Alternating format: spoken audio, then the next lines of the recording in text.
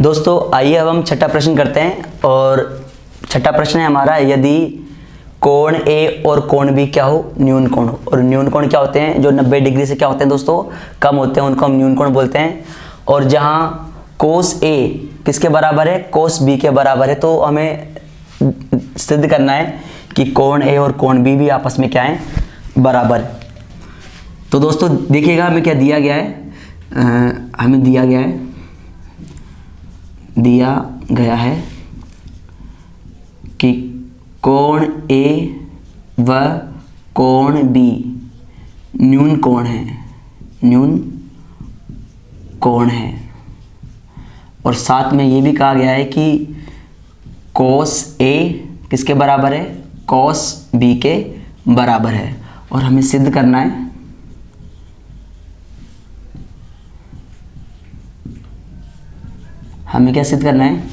कि कोण ए किसके बराबर है, कोण बी के बराबर है। तो दोस्तों देखिएगा इस प्रश्न को हम सोल्व करते हैं। जो हमें दिया गया है वहीं से स्टार्ट करेंगे। हमें कहा गया है कि कोस ए वो किसके बराबर है, कोस बी के बराबर है। तो दोस्तों एक ऐसा समकोण त्रिभुज है कि जहाँ पर थीटा किसको माना गया है, ए को, और एक ऐसा समकोण त्रिभुज है जहाँ थीटा किसको माना गया है, बी को। तो मैं बना लेता हूँ दोस्तों, एक समकोण त्रिभुज बना लेता हूँ। ये मैंने एक समकोण त्रिभुज बनाया और ये मैंने एक और समकोण त्रिभुज बनाया। देखो दोस्तों इसका नामकरण किया, पर देखिएगा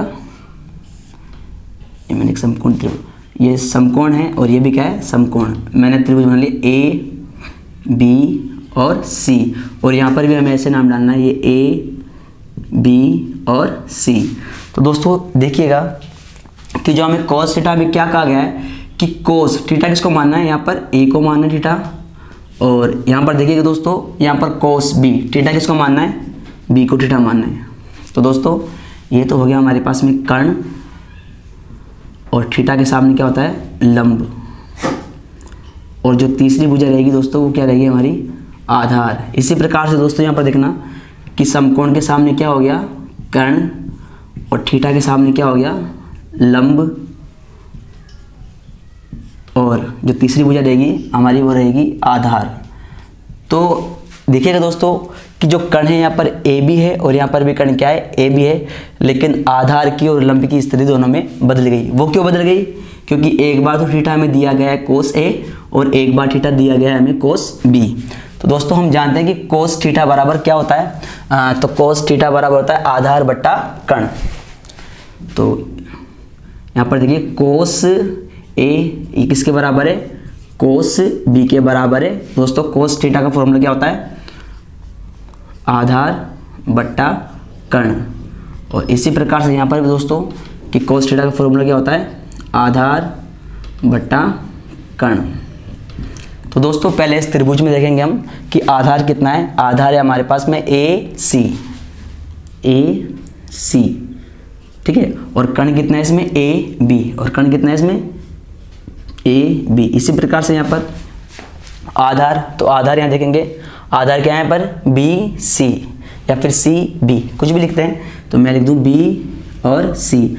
और कर्ण कितना है दोस्तों यहाँ पर, ए बी, तो यहाँ भी लिख देंगे कर्ण ए और बी। तो दोस्तों देखिएगा यहाँ पर ए बी से ए बी कट गया, तो मतलब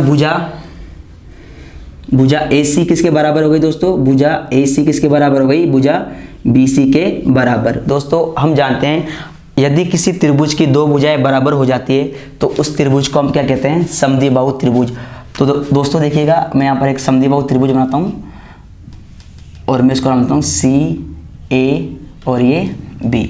तो दोस्तों देखिएगा यहाँ पर भुजा कौन सी है, ए सी। तो ए और सी ये वाली भुजा, ये भुजा किसके बराबर हो गई, बी सी के। तो भुजा बी सी कौन सी है, ये वाली भुजा। तो ये त्रिभुज कौन सा बन गया हमारे पास में, समद्विबाहु त्रिभुज। और समद्विबाहु त्रिभुज की अगर दो भुजाएं बराबर होती है तो समद्विबाहु त्रिभुज के क्या होते हैं दोस्तों, दो कोण भी क्या होते हैं, बराबर। ये वाला कोण इसके बराबर।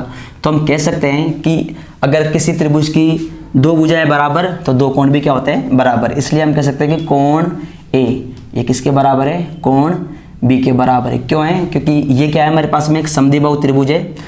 तो समद्विबाहु त्रिभुज की दो भुजाएं बराबर तो दो कोण भी बराबर। तो यहाँ पर हम लिख देंगे अतः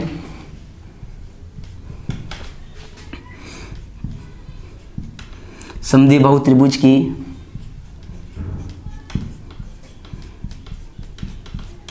समद्विबाहु त्रिभुज की दो भुजाएं व दो कोण बराबर होते हैं।